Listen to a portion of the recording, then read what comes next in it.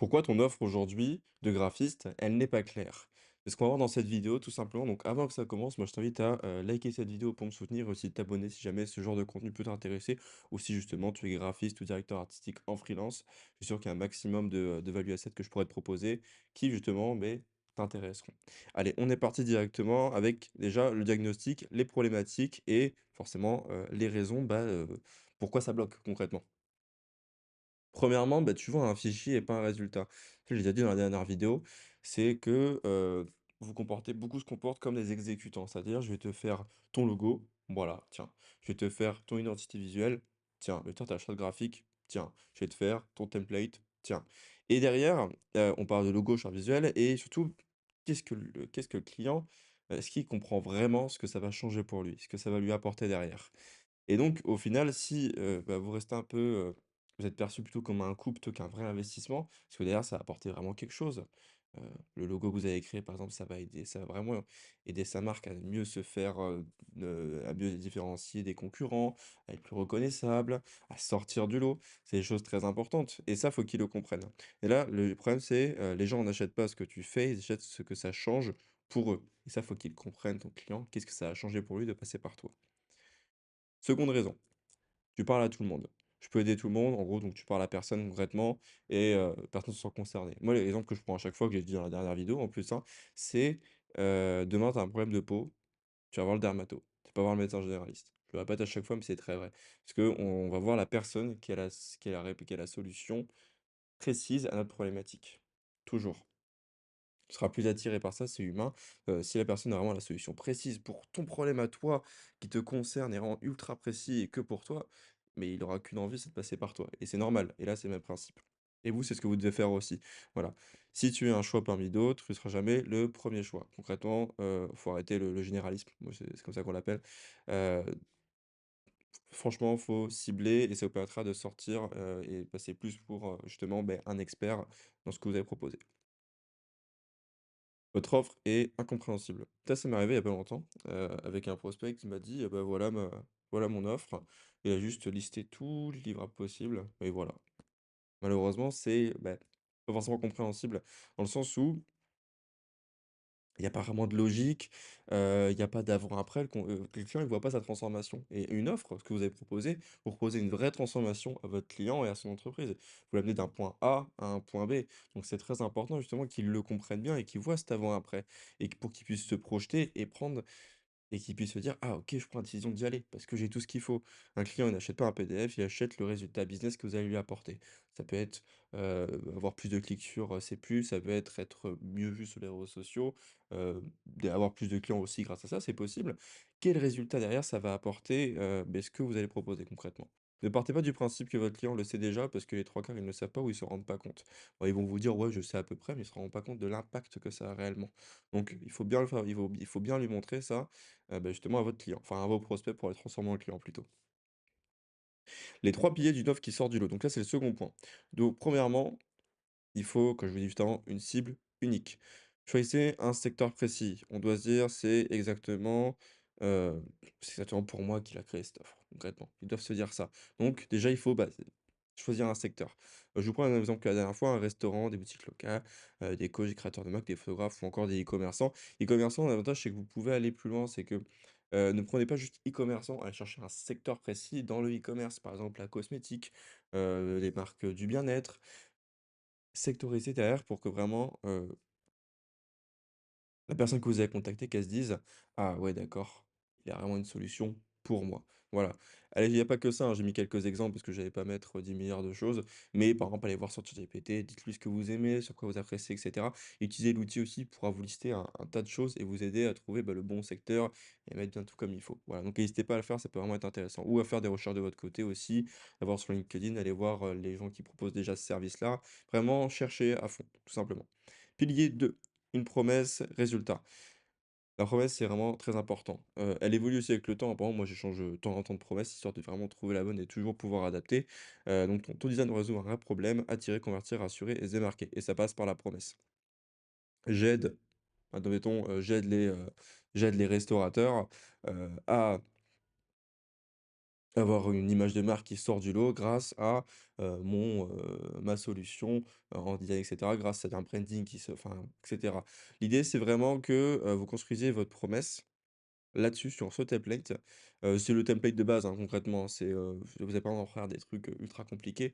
Réfléchissez-y par rapport à ce que vous proposez. Vous pouvez regarder sur LinkedIn, il y en a plein qui utilisent cette promesse-là, enfin ce template-là.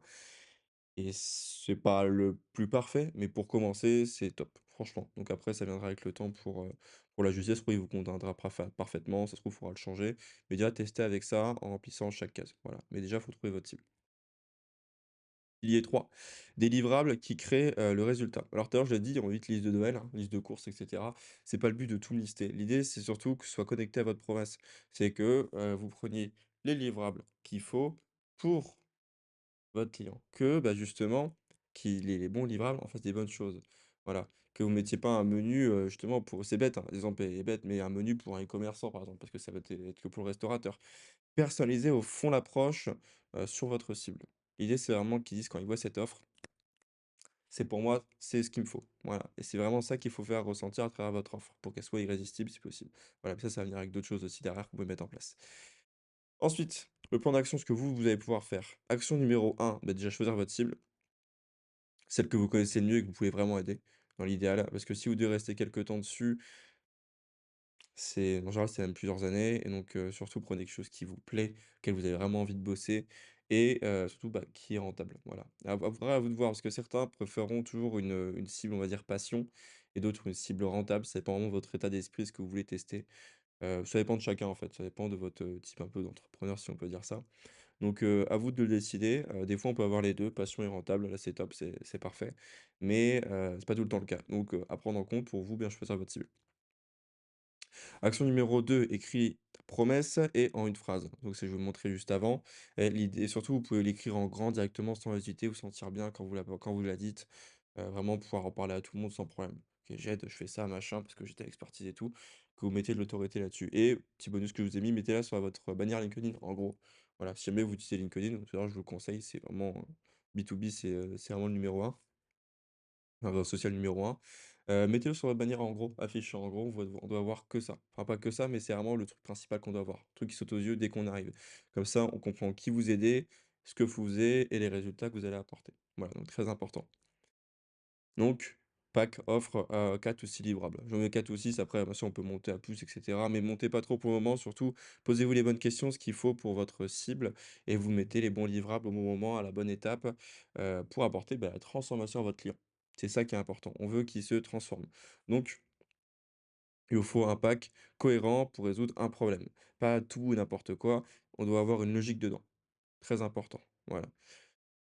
Si jamais, testez cette offre surtout. On teste toujours, testez-la, toujours adapter, vous dire: «OK, ça marche bien, ça marche moins bien».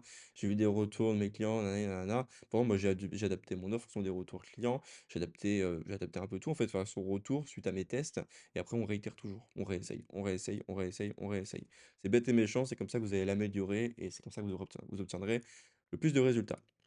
Donc et si jamais vous voulez avoir encore, plus irrésistible et qui sortent du lot, moi je conseille toujours d'ajouter une petite partie accompagnement. C'est-à-dire que permettre d'autonomiser de rendre autonome, on va dire, ce sera plus simple, vos clients suite à l'accompagnement, suite à délivrer suite à la mission, pardon.